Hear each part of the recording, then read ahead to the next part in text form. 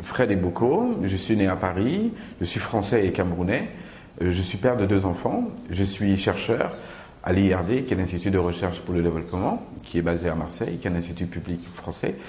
Je travaille en particulier sur les politiques de santé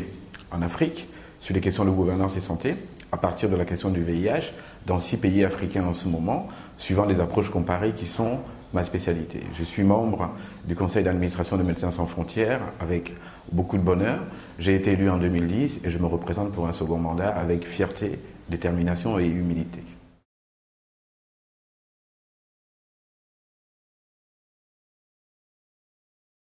Les défis que MSF doit relever sont multiples et multidimensionnels. Ils sont liés à la croissance exponentielle du mouvement dans un monde qui lui-même est en pleine mutation. Alors, il faut en retenir juste quelques-uns. Moi, je retiens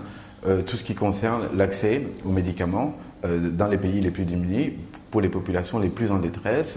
Et à ce niveau-là, MSF doit continuer à jouer un rôle de leader en matière d'accès aux médicaments, contre le sida, contre le paludisme, en étant dans tous les lieux de plaidoyer et de mobilisation internationale où on se bat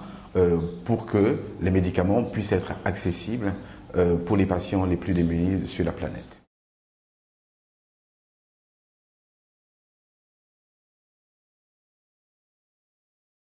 Alors, je voudrais, comme cheval de bataille, agir sur le fait que le sentiment de coupure que peuvent ressentir certains personnels qui se sont investis pour MSF sur le terrain soit atténué, diminué, de telle sorte qu'ils sachent qu'ils font partie de cette grande maison avec ces réussites internationales qui vont incarner eux sur le terrain. MSF, c'est une entreprise, MSF est aussi une association, MSF est une organisation non gouvernementale médicale qui agit souvent en situation d'urgence. Et à ce titre, il y a des parcours qui vont être d'une très grande variété, mais qui méritent une reconnaissance, un accompagnement pour lesquels nous pouvons nous investir, de telle sorte que quelqu'un qui sortirait de MSF après une mission, après un travail qui est souvent remarquable, puisse avoir la garantie qu'on garde un œil sur lui et que ces autres expériences valorisantes qu'il pourra avoir au cours de son activité puissent à un moment donné lui servir à revenir à la maison. Et cet accompagnement-là va être un de mes chevaux de bataille au cours de mon prochain mandat si je suis élu.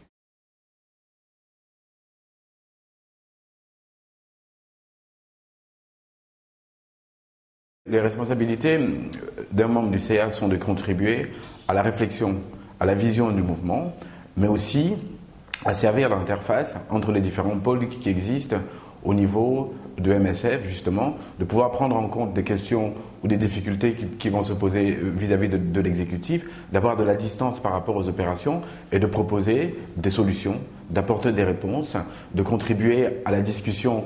sur l'opérationnel et d'apporter une vision qui contribue justement à respecter l'identité de MSF et aussi à faire en sorte que notre cœur de métier, les opérations, reste la priorité, mais une priorité qui ne peut se déployer que si la réflexion à la base a aussi été pertinente, juste, en rapport avec les modifications du monde contemporain et les différents pôles internationaux qui gouvernent la santé aujourd'hui.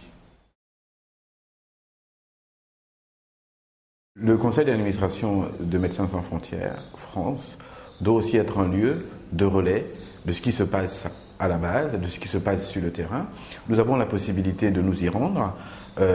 Il faudrait qu'on le fasse plus et qu'on relaie mieux ce qui se passe sur le terrain vis-à-vis des difficultés, vis-à-vis des avancées. Nous devons être vis-à-vis des terrains une interface